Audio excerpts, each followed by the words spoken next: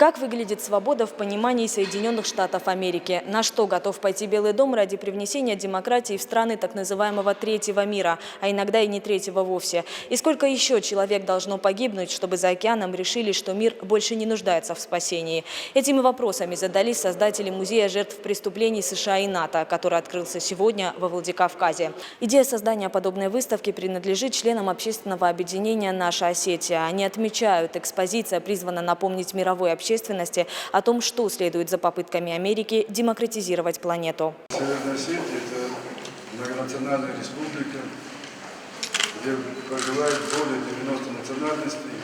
У нас на самом деле 30 национальностей объединены в движении «Наша Осетия». Мы представляем не только Северную Осетию, но мы еще имеем контакты с зарубежными странами через наше национальное культурное общество. Владеем ситуацией в тех странах тоже, как они относятся к этим событиям, которые происходят.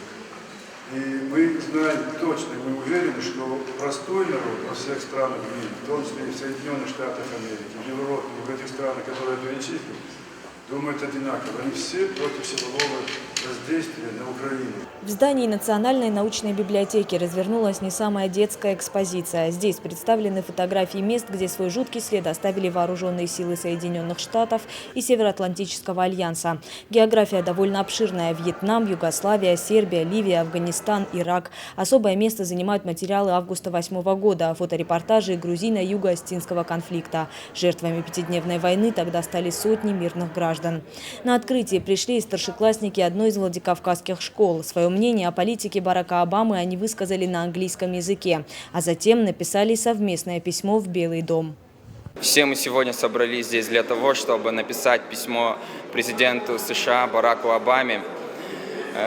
Мы, как школьники 5-й гимназии, мы хотим донести до него то, что никто не желает войны, ни жители Соединенных Штатов Америки, ни жители Украины, ни жители России.